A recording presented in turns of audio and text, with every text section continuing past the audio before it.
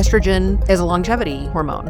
When you go through peri and menopause, your hormones just fall off a cliff. So no wonder you feel like you need hormone supplementation for vitality, for joint health, for bone health, for mental health, and sexual health. Let's not forget about that. I love studies and research. At the same time, if you go online and you Google or you ask AI, you're going to be able to find incorrect information based off old studies or old paradigms that are now changing. The two really studies that were done that told all these women that estrogen causes breast cancer, like such bullshit. They're now going back like that wasn't true. It absolutely doesn't. If you get to the practitioner, there are ways that you can have it that help your body. So I was always like, you have to be the CEO of your own health.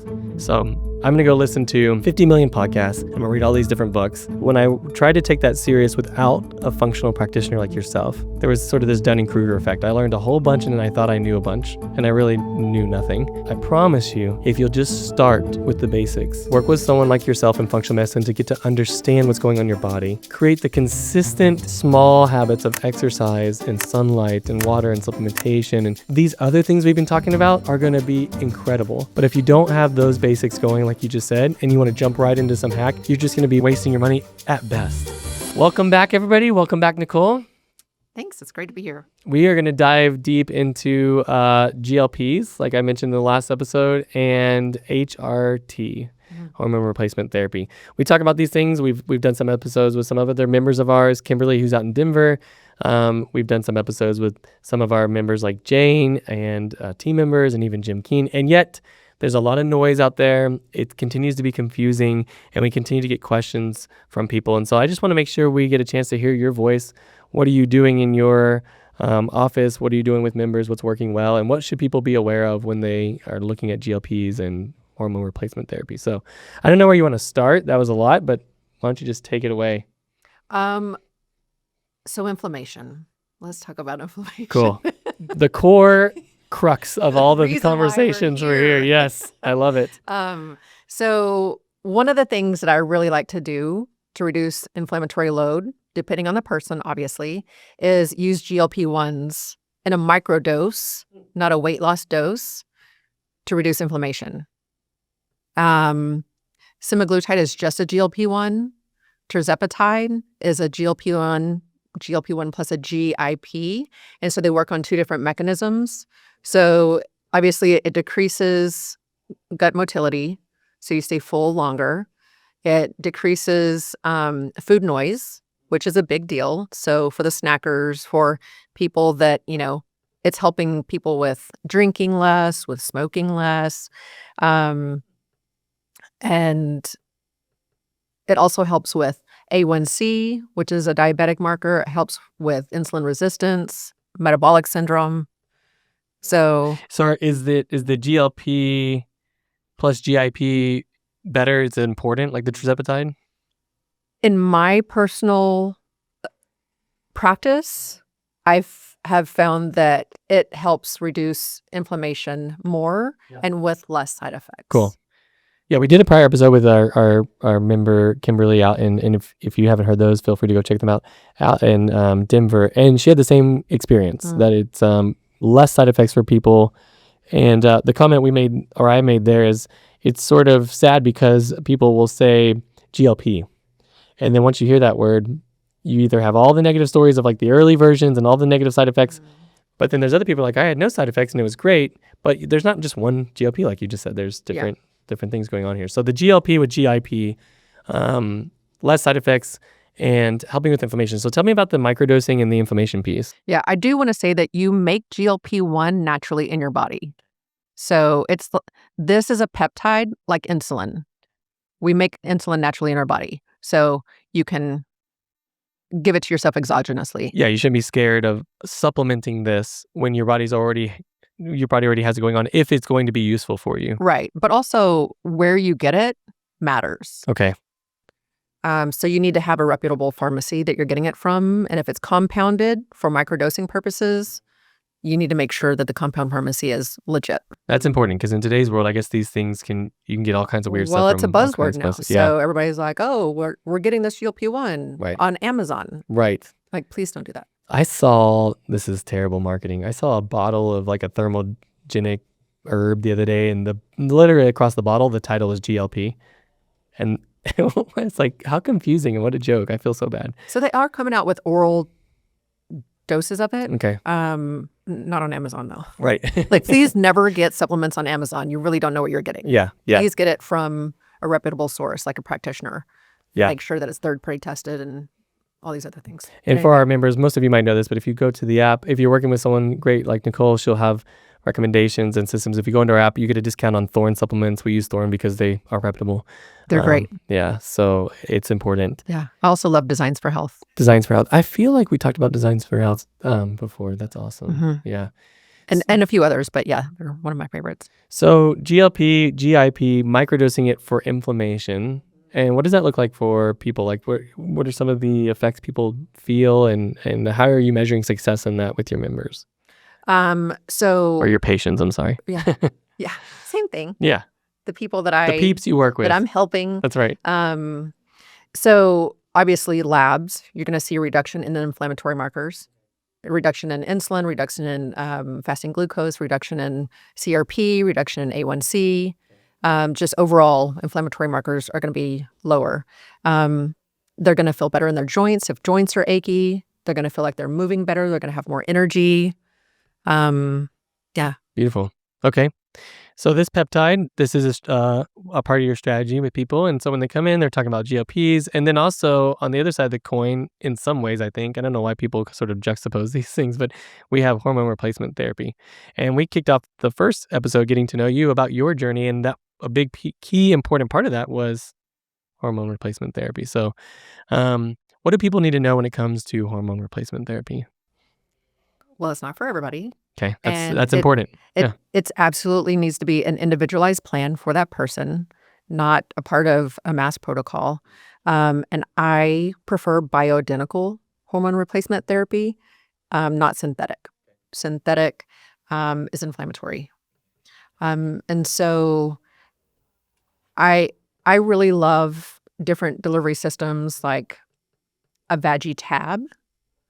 So for female hormones, it's the size of a pencil eraser. It's a glycerin tab that you can put estrogens in, testosterone, DHEA in, a combo or one of them, and it doesn't leave a mess. Wow. And it's unlike a regular suppository that you can also do that in, but they're bigger and they can be messy. Yeah. So you can also do creams, testosterone cream, estrogen cream, progesterone cream. You can also take progesterone as a pill.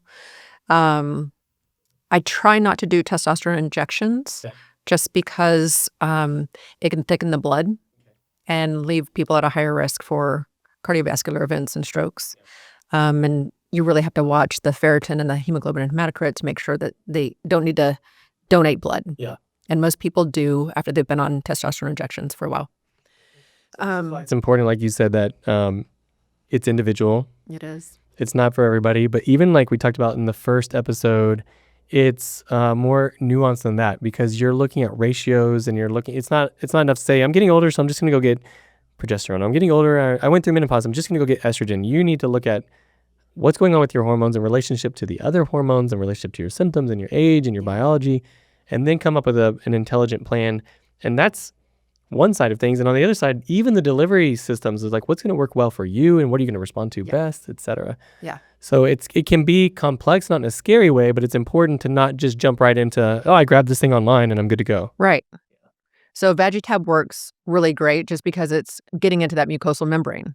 Some people don't absorb well whenever they're doing their creams, and then that's the transfer. Like if I give my kid a hug and I have estrogen, not good. If you know what I mean? Yeah, I was always curious about that. Yeah. Yeah. Yeah. And so, or your intimate partner, are you transferring a hormone that they don't need to have? Right. Rude. You know, that dose of? Is your husband crying all of a sudden that you're using a lot of estrogen cream? It's like, sorry, man. I feel better, but men crying is really good, but maybe not with a lot of estrogen. For the right reason. If you're crying and you just don't know why, you might be. And that's okay. But check your wife's estrogen cream and when she's applying it, when you're, giving each other a hug or getting into it. Exactly. That's funny. So you are using these things when needed, and you have got, again, this comes back to root cause. So somebody's going to come sit down with you and you're going to look at from childhood to today. What has been your environment, your experience, your trauma, your lifestyle. We're going to look at your blood. You can do stool testing, urine testing, all these other things to get a really good picture to then start coming up with the strategy. And then these tools that we've been talking about in these episodes, from the free ones in supplementation to hormone replacement therapy and GLPs to the HBOT, are just mechanisms that you can tweak and play with to not only get people balanced and take away the fear, like, I don't know if I should take estrogen, or I don't know if I should take a GLP. And it's like, hey, you already make those in your body. If you need to supplement them, just like you would vitamin D or vitamin B, that's okay. But at the same time, we want to do what's right for you. I've told this story before, I think, and I talk about it when I get into the functional piece of my book. So I was always like, you have to be the CEO of your own health. Yes. So I'm going to go listen to 50 million podcasts, and I'm going to read all these different books. And the problem for me is when I tried to take that serious without a functional practitioner like yourself, there was sort of this Dunning-Kruger effect. I learned a whole bunch and I thought I knew a bunch, and I really knew nothing. So then I started taking all these supplements and all these things that people were saying would be good. And then it was funny. I sat down with the first functional practitioner I worked with in Colorado.